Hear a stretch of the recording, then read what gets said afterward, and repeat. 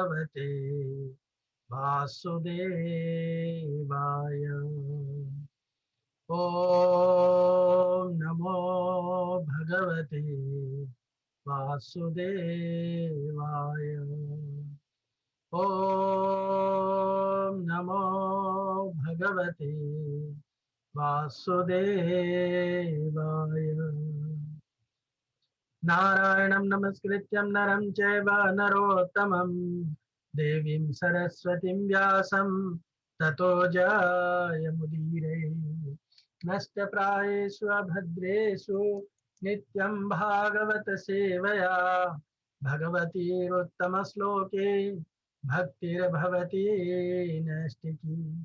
कृष्णाय वासुदेवाय देवकी नंदनाय च नंदगोपकुमाराय गोविंदाय नमो नमः। जय श्री कृष्ण चैतन्य प्रभु नित्यानंद श्री अद्वैत गदाधर श्रीवासादि गौर भक्तवृंद। हरे कृष्णा कृष्णा कृष्णा हरे हरे, हरे राम राम राम हरे हरे। हरे कृष्णा। आज हम लोग भगवत गीता के 10वें अध्याय के 19वें श्लोक पर चर्चा करेंगे। श्लोक इस तरह से है। श्री भगवान उवाच हन्त ते कथयस्यामि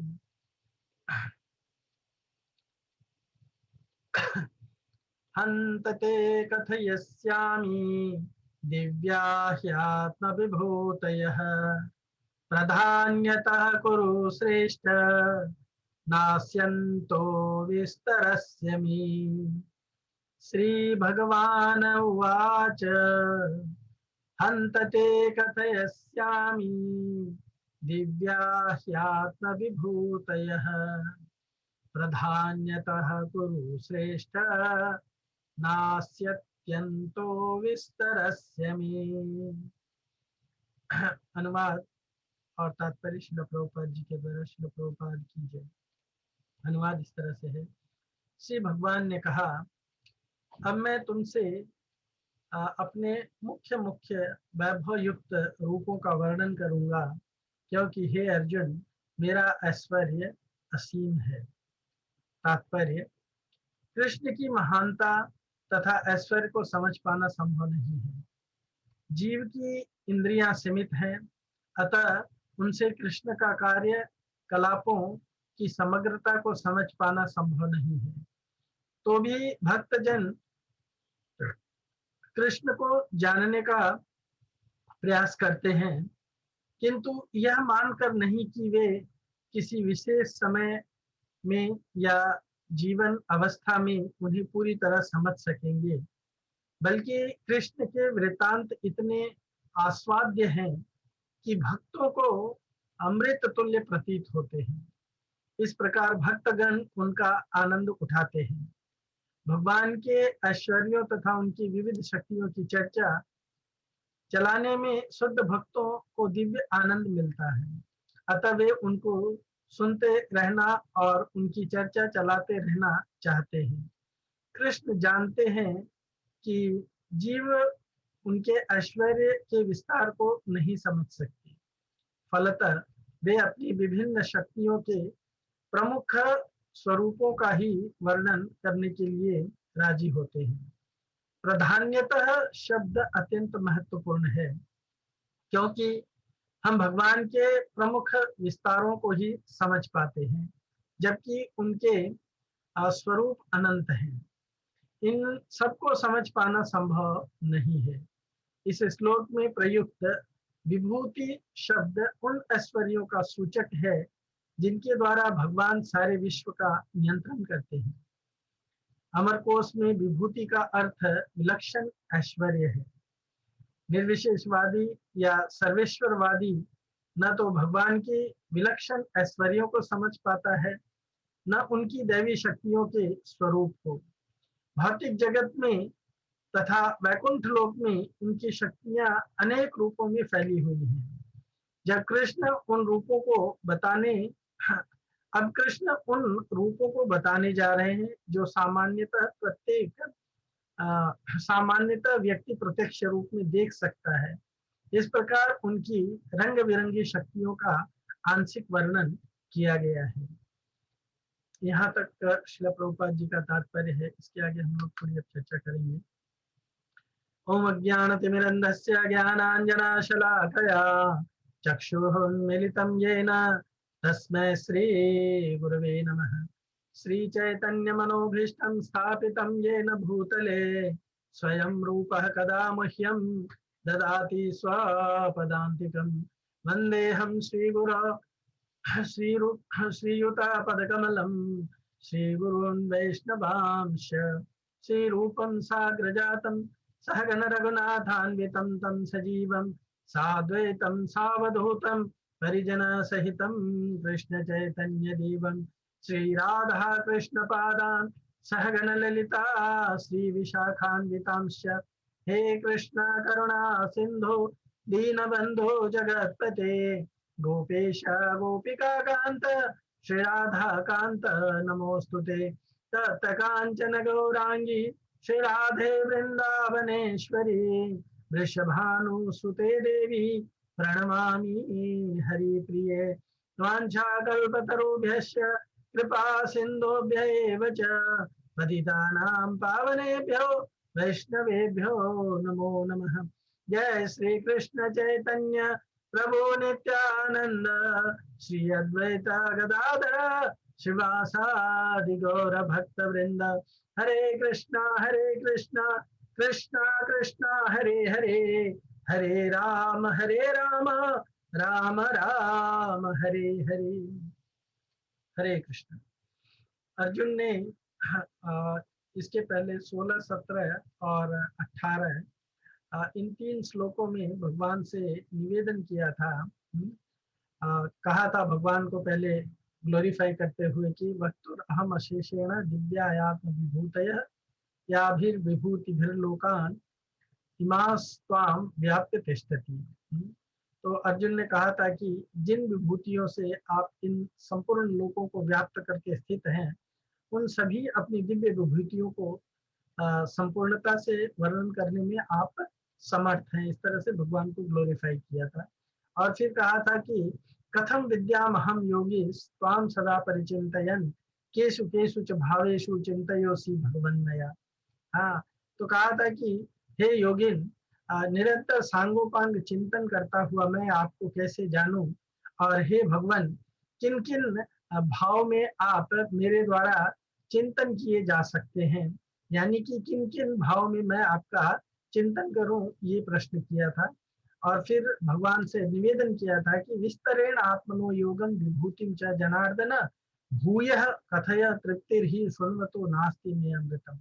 हाँ, कि हे जनार्दन, आप अपने योग सामर्थ्य को और विभूतियों को विस्तार से फिर से कहिए, क्योंकि आपके अमृतमय वचन सुनते सुनते मेरी तृप्ति नहीं हो रही है। तो इनके बारे में हम लोगों ने चर्चा किए थे पिछले 2-3 इसमें।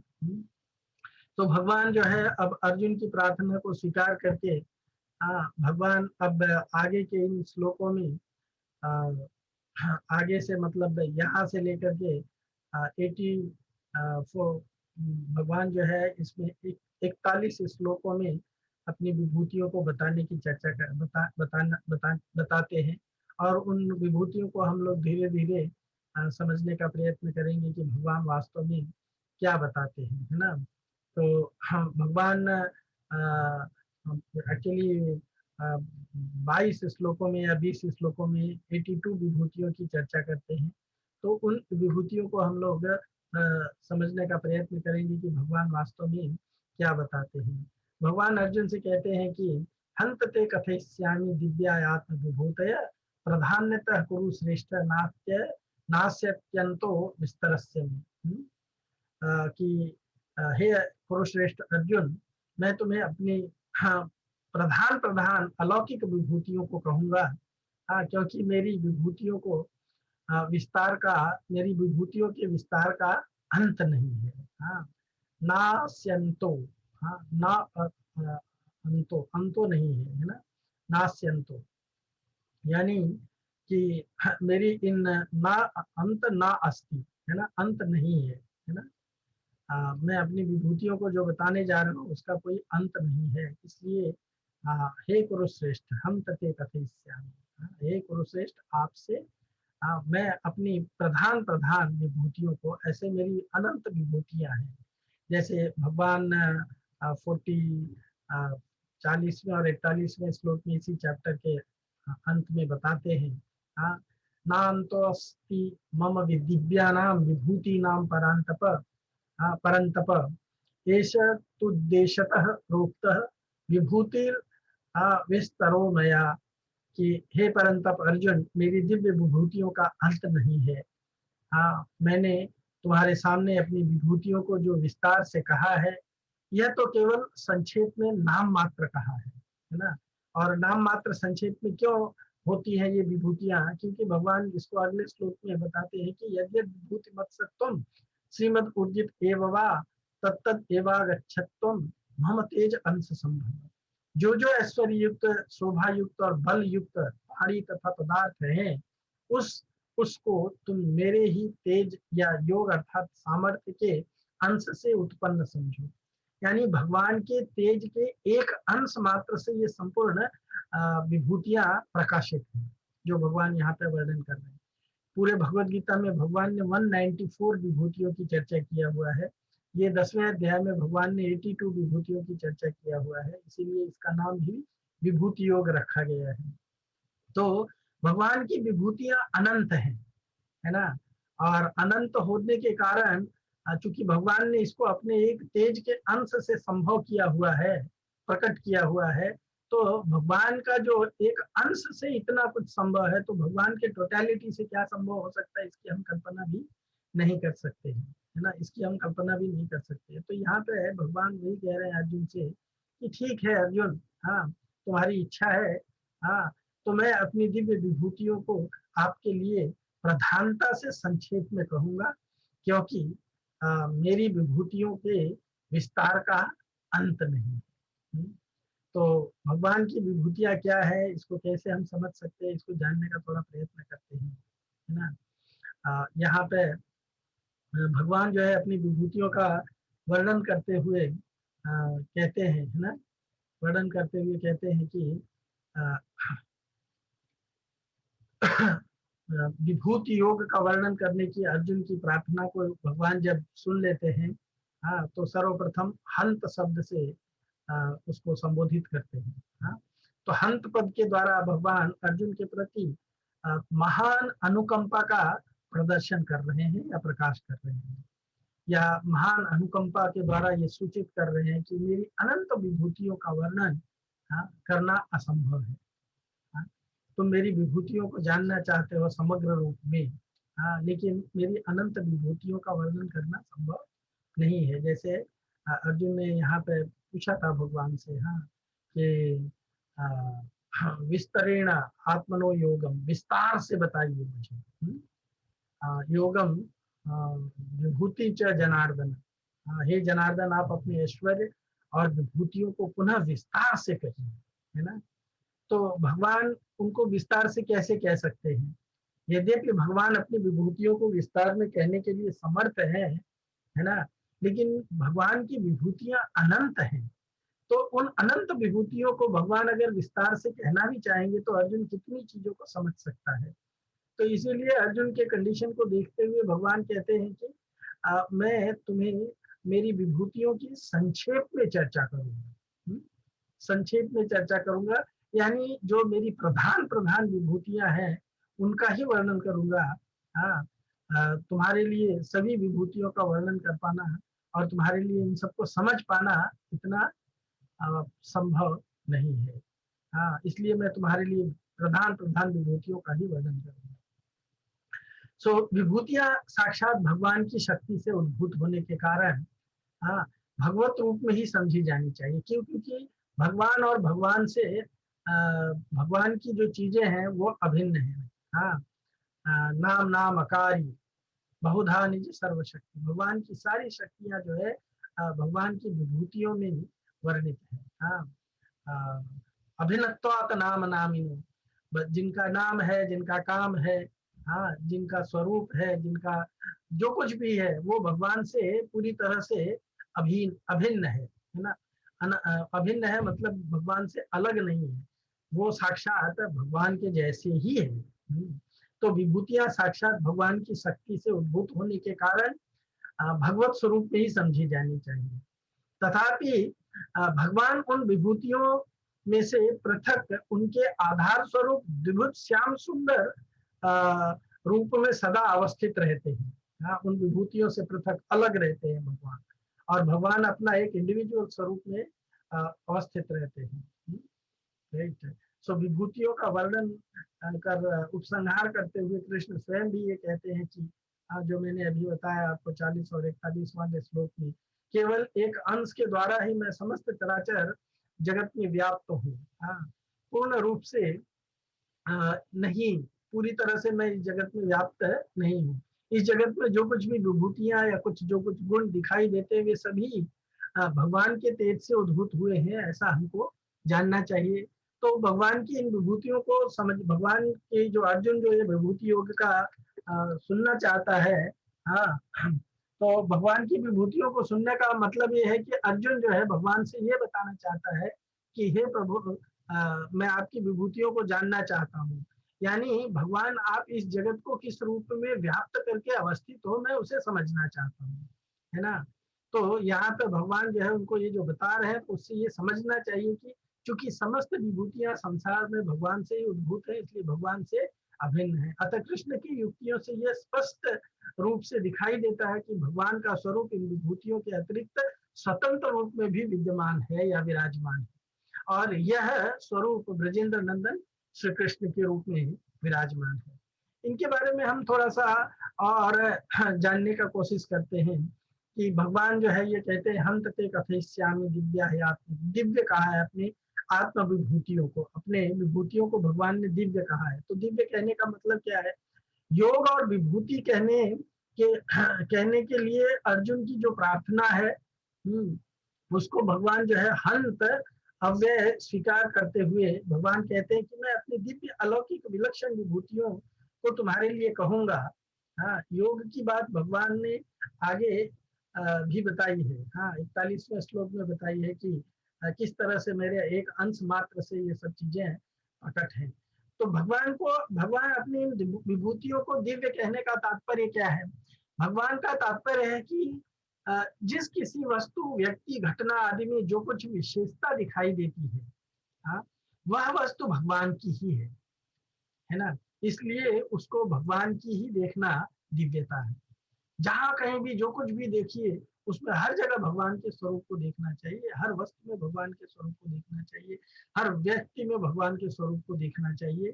यही दिव्यता यथार्थ, यानी सांसारिकता से हमारी दृष्टि होती है कि हम चीजों को सांसारिक रूप में देखते हैं, है ना। पर भगवान क्या कहना चाहते हैं कि सांसारिक रूप में मत देखो, सांसारिकता से परे देखो, है ना। इसीलिए भगवान जो है अपनी विभूतियों को दिव्य कह रहे हैं।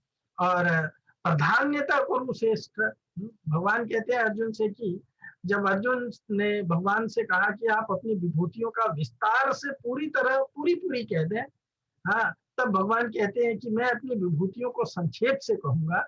हाँ, क्योंकि मेरी विभूतियों का अंत नहीं है, अनंत विभूतियां हैं भगवान की।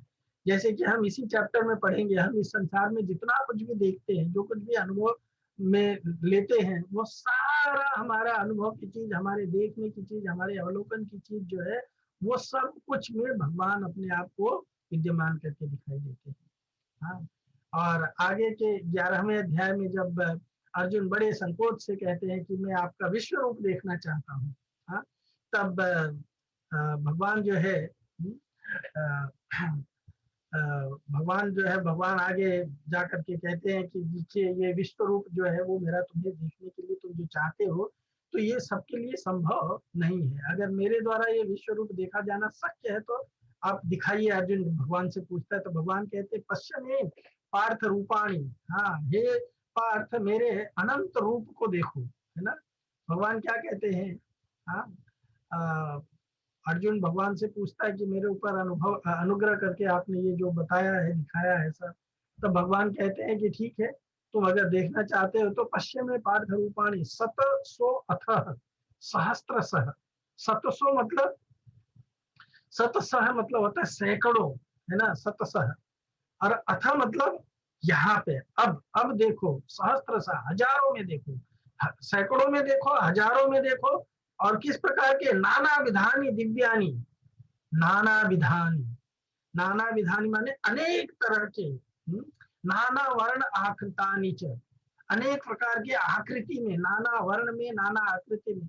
जब हम लोग इस श्लोक पे जाएंगे तो इसके बारे में हम लोग थोड़ा डिटेल में चर्चा करेंगे। पर भगवान यहाँ पे कहते हैं कि दिव्यानी, अलौकिक रूप की विभूतियों को देखो, है ना। तो दिव्यानी कहने का अर्थ क्या है कि नाना वर्ण विधान, नाना विधान दिव्यानी। हाँ, तो दिव्यानी कहने का अर्थ है कि अलौकिक है, जो इस लोक से संबंधित नहीं है ना, इस लोक से संबंधित नहीं है, उसको भगवान देखने की बात कहते हैं अर्जुन से।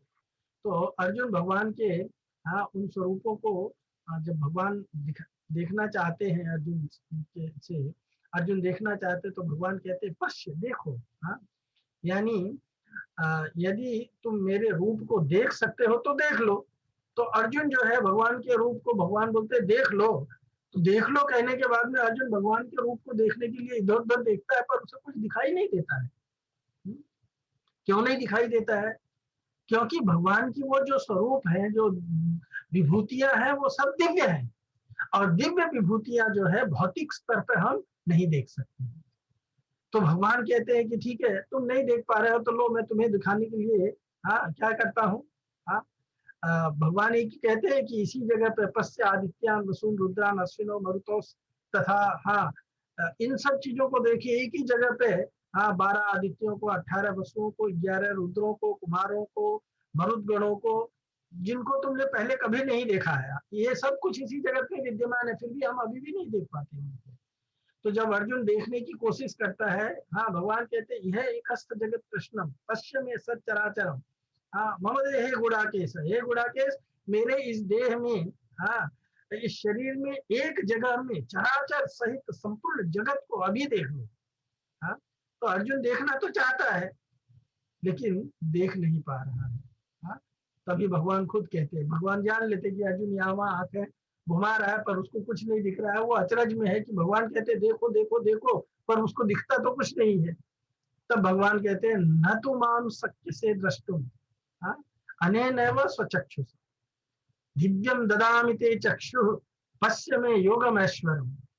भगवान कहते हैं न तू, हाँ, नहीं, हाँ, लेकिन मैं जानता हूं कि तुम देखने की कोशिश तो कर रहे हो पर तुम्हें दिखाई कुछ नहीं दे रहा है।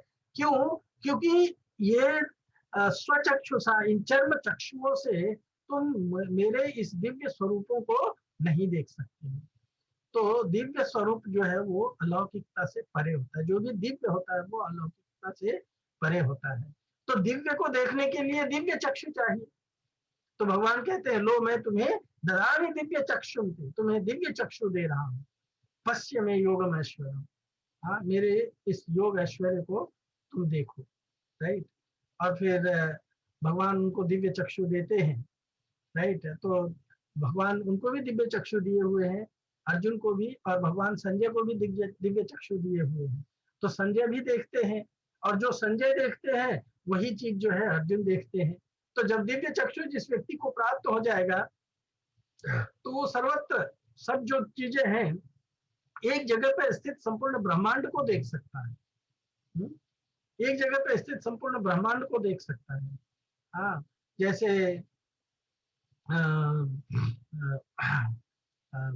संजय देख लेते हैं, है ना, फिर अर्जुन भी देख लेता है। भगवान कहते हैं एक जगह पे स्थित तुम सारे स्वरूप को, यही एक हस्त जगत सचराचरम, त्रैलोक्य को देखो, है ना। अर्जुन भी कंफर्म करता है भगवान से कि मैं क्या क्या देख रहा हूँ। हाँ, पर अर्जुन कहता है पश्यामि देवांस्तव देव देहे सर्वांस्तथा भूत विशेष ब्राह्मणम ईशं कमलासनस्थम ऋषिं च सर्वा अनुउरगांश दिव्या। अर्जुन कहता है कि हे प्रभु, हे देव, मैं आपके शरीर में संपूर्ण देवताओं को तथा प्राणियों के विशेष विशेष समुदायों को और कमल आसन पर बैठे हुए ब्रह्मा जी को, शंकर जी को, संपूर्ण ऋषियों को और दिव्य सर्पों को देख रहा हूँ। ये जिन जिन प्राणियों के नाम ले रहा है, ये सब प्राणी अलग अलग प्लेटफॉर्म पे हैं, अलग अलग स्तर पे हैं। तो अर्जुन कुरुक्षेत्र के मैदान में भगवान के साथ एक रथ पे बैठा हुआ, भगवान ने जब उसको दिव्य दृष्टि दे दिया तो उस एक जगह पे बैठे हुए वो ब्रह्मलोक में ब्रह्मा जी को कमल के आसन पे बैठे हुए देख रहे हैं, है ना। शिवलोक में शिव जी को देख रहे हैं, है ना। ईशम शंकर जी को देख रहे हैं, सारे ब्रह्मांड के सप्तर्षियों को, सारे ऋषियों को देख रहे हैं, सारे दिव्य सर्पों को देख रहे हैं जो सर्पलोक में नीचे के लोकों में रहते हैं। भूते भूत विशेष संघात, प्राणियों के अलग अलग जितने प्राणी हैं उनके अलग अलग समूह को देख रहे हैं, अलग अलग रूप आकृति इत्यादि को देख रहे हैं, है ना। कैसे देख रहे हैं? राम दिव्य चक्षुते, भगवान ने उनको दिव्य चक्षु दे रखा है। भगवान ने जब उनको दिव्य चक्षु दे दिया तब वो इन सारी चीजों को देख पा रहे हैं, है ना। तो शास्त्र रूपाणी, भगवान के समस्त रूपों को देखने के लिए जो दिव्य चक्षु चाहिए वो भगवान से प्राप्त होता है। तो भगवान कहते हैं कि तुम मेरे जितने स्वरूप हैं उनको सबको एक जगह पे है मैं दिखा बताऊंगा तुमको, है ना। मेरे स्वरूप को देख लो। रूपों में कितने रूप हैं? क्या दो चार हैं? नहीं, सैकड़ों रूप है ना। सैकड़ों रूप है भगवान के, अनंत रूप है, हाँ, हजारों रूप हैं, शत सहस्त्र सह।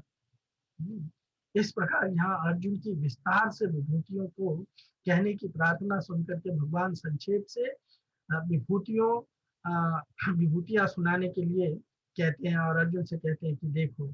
और फिर और भगवान क्यों कहते हैं पहले ही बता दिया, हंत। हाँ, भगवान पब्लाइज्ड नहीं है अर्जुन के क्वेश्चन का आंसर देने के लिए, पर भगवान अर्जुन के ऊपर कृपा कर रहे हैं, कृपा सूचक है।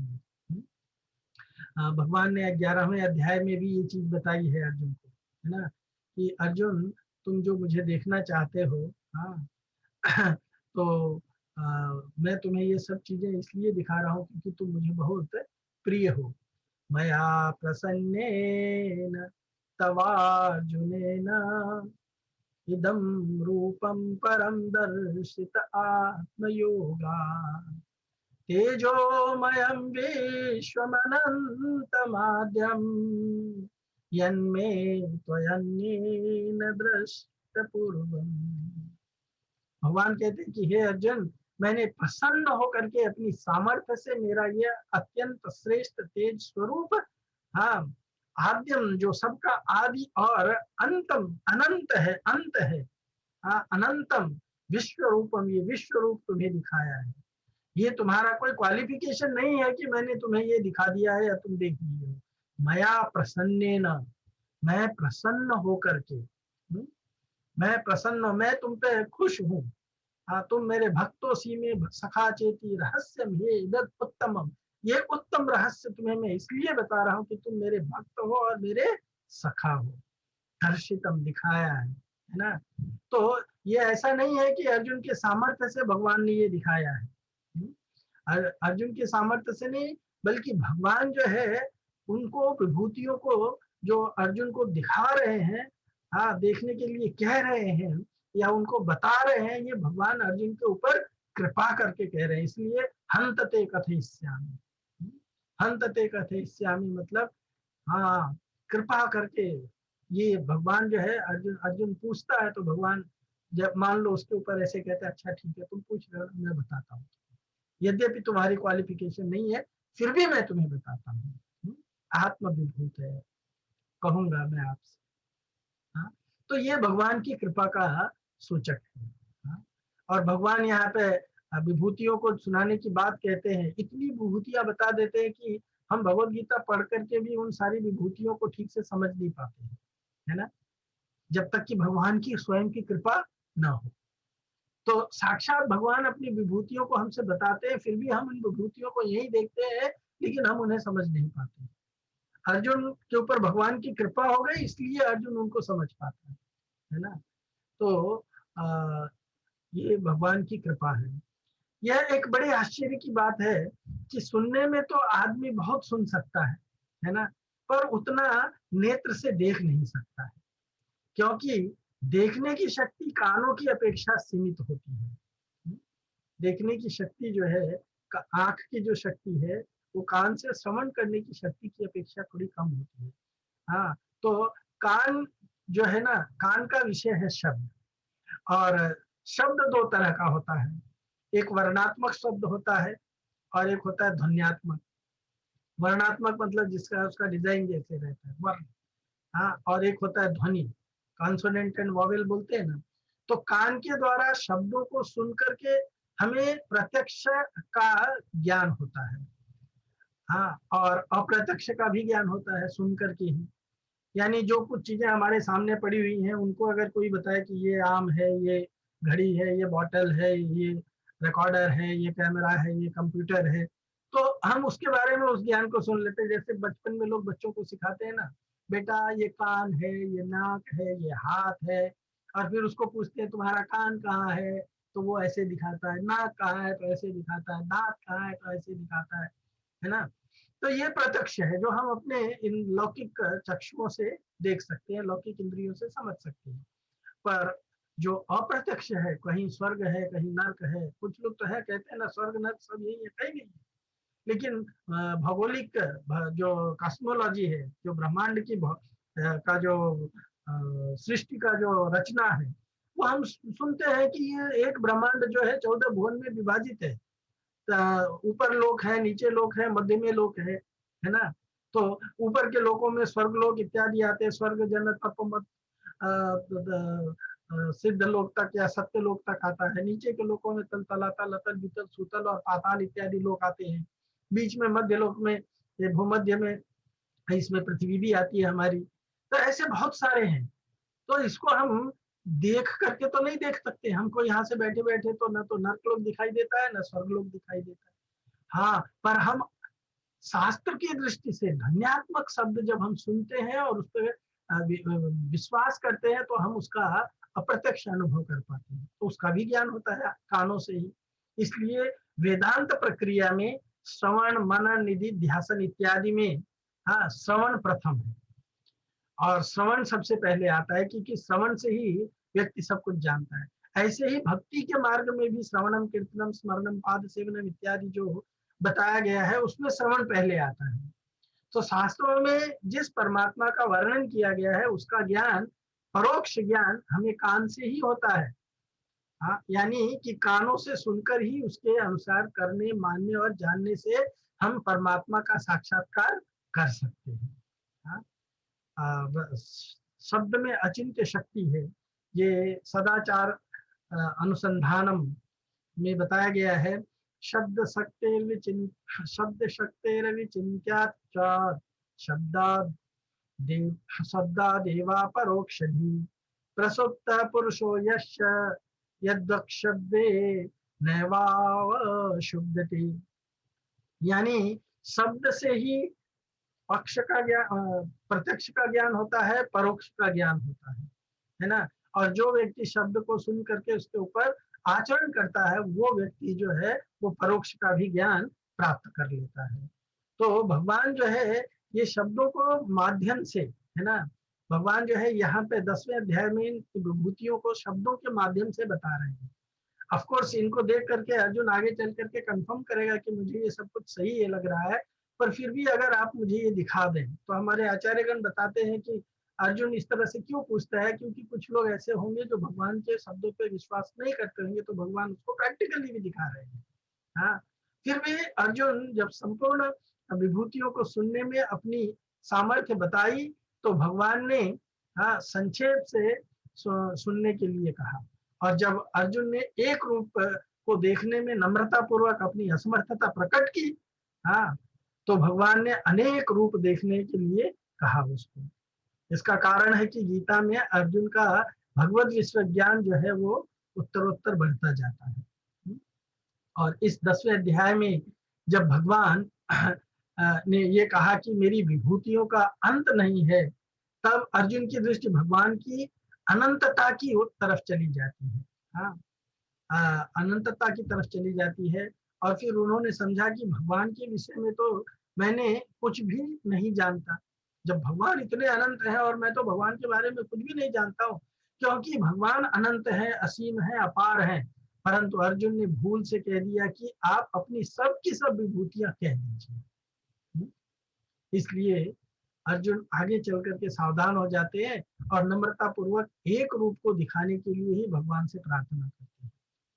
नेत्रों की शक्ति सीमित होते हुए भी भगवान दिव्य चक्षु प्रदान करने पर, हाँ, जैसे 11 चैप्टर में बताया गया करके, अर्थात चर्म चक्षुओं में विशेष शक्ति प्रदान कर देते हैं। हाँ, और अनेक रूपों को देखने की शक्ति दे देते हैं। तो दूसरी बात, वक्ता की व्यक्तिगत बात पूछी जाए और अपनी अज्ञता तथा अयोग्यता पूर्वक अपने जानने के लिए प्रार्थना की जाए, इन दोनों में फर्क होता है। यहाँ अर्जुन ने विस्तार पूर्वक विभूतियां कहने के लिए कह करके भगवान की था लेनी चाहिए, तो भगवान ने कह दिया कि मैं तो संक्षेप में कहूंगा, क्योंकि मेरी विभूतियों की था नहीं है, अंत नहीं है। और 11वें अध्याय में अर्जुन ने अपनी अज्ञता और अयोग्यता प्रकट करते हुए भगवान से अपने अव्यय रूप दिखाने की प्रार्थना की, तो भगवान ने अपने अनंत रूप दिखाने के लिए आज्ञा दी, देखने के लिए आज्ञा दी, और उनको देखने की सामर्थ्य और दिव्य दृष्टि भी उसको प्रदान कर दी। इसलिए साधक को, भक्त को किंचित मात्र भी अपना आग्रह अहंकार न रख करके और अपनी सामर्थ्य बुद्धि न लगा करके केवल भगवान पर ही सर्वथा निर्भर होकर के जाना चाहिए। और भगवान के रिप्रेजेंटेटिव होते हैं स्पिरिचुअल मास्टर, गुरु। तो गुरु की भी बातों में विश्वास करके ही हम गुरु से ज्ञान प्राप्त कर सकते हैं।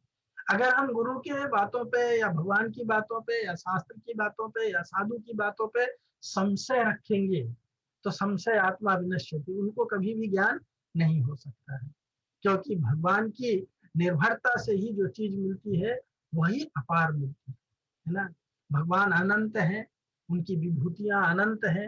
हाँ, इस कारण भगवान की विभूतियों को विस्तार से न तो कोई कह सकता है और न कोई सुन सकता है। केवल भगवान कह सकते हैं, भगवान जान सकते, भगवान सुन सकते हैं। पर भगवान हमें जितना बताए, जितनी हमको सामर्थ्य दे, जितनी हमको शक्ति दे, हम उतना जान सकते, समझ सकते। अगर कोई कह सुन ले तो फिर वे अनंत कैसे रहेंगे, है ना। इसलिए भगवान कहते हैं कि मैं अपनी विभूतियों को संक्षेप में कहूंगा। और यहाँ पे अर्जुन को भगवान कुरुश्रेष्ठ के रूप में संबोधित करते हैं, है ना। तो कुरुश्रेष्ठ कहने का तात्पर्य है कि जो भगवान को जानने की इच्छा रखता है। भगवान अर्जुन को संबोधित करते हुए कहते हैं कि कुरुश्रेष्ठ, है ना। कुरुश्रेष्ठ कहने का मतलब क्या है? प्रधान्यतः कुरुश्रेष्ठ, हे कुरुश्रेष्ठ, हे कौरव वंश के श्रेष्ठ व्यक्ति। हाँ, तो भगवान उनको श्रेष्ठ क्यों कहते हैं? तो श्रेष्ठ वही व्यक्ति कहा जाता है जो भगवान से कनेक्शन रखता है। अर्जुन का भगवान से तारतम्य है, भगवान से कनेक्शन है, तो इसलिए अर्जुन श्रेष्ठ कहलाता है। या भगवान कहते हैं कि जिस व्यक्ति के मन में मेरे बारे में जानने की इच्छा जागृत होती है, या जिस व्यक्ति के मन में भगवान को जानने की इच्छा जागृत होती है, वो व्यक्ति श्रेष्ठ कहलाता है। तो श्रेष्ठता का प्रमाण ये नहीं है कि कौन उम्र से श्रेष्ठ है, कौन ज्ञान से श्रेष्ठ है। ज्ञान मतलब आध्यात्मिक ज्ञान जो कृष्ण से कनेक्टेड है, हाँ, वो श्रेष्ठता का प्रमाण होता है। और जो श्रेष्ठ होता है ना, उसका आचरण जो होता है सबके लिए अनुकरणीय होता है, अनुपालनीय होता है। तो भगवान श्रेष्ठ है और अर्जुन को श्रेष्ठ कहते हैं। तो अर्जुन के बुद्धि को, अर्जुन के मत को या अर्जुन की मेंटालिटी को अगर हम फॉलो करेंगे तो हम भी इस ज्ञान को अच्छी तरह से समझने में सामर्थ्य हो सकते हैं। अन्यथा इस ज्ञान को समझ पाना इतना आसान नहीं है। तो भगवान जो है अपनी इन विभूतियों को, भगवान यहाँ पे स्वीकार करते हैं कि मैं अपनी विभूतियों को तुमसे बताऊंगा। और भगवान अपनी विभूतियों को बताने का अर्जुन के सामने ये रखते हैं, और उसके बाद में फिर अपने विभूतियों को बताने का कोशिश करना शुरू करते हैं। भगवान क्या कहना चाहते हैं इसको हम अगले अध्याय में अच्छी तरह से पढ़ेंगे, है ना। अगले अध्याय से शुरू करेंगे और कुछ कुछ विभूतियों की चर्चा हम समझने का प्रयत्न करेंगे कि भगवान कैसे इन श्लोकों में अपनी 82 विभूतियों की चर्चा की है। भगवान अपने बारे में क्या अर्जुन को बताना चाहते हैं, हम उनको कैसे समझ सकते हैं, हम शास्त्रों के माध्यम से, अपनी इन चीज़ों के माध्यम से हम भगवान को देखने का, जानने का प्रयत्न करते हैं। तो इन चीज़ों को हम अगर अच्छी तरह से समझ जाएंगे तो हम जो है इस भौतिक जगत से निकल सकते हैं। भूयो महाबाहो शृणु मे परमं वचम यत्ते हम प्रियमाणाय वक्ष्यामि हित कामया। तो हमारा हित निश्चित होगा और हम भगवान के प्रिय बन सकते हैं। हम लोग इस चर्चा को यहीं पे विराम देते हैं और इसके लिए हम लोग इस विषय को आगे भी कंटिन्यू रखेंगे। तब तक के लिए आपका धन्यवाद। Thank you so much. Hare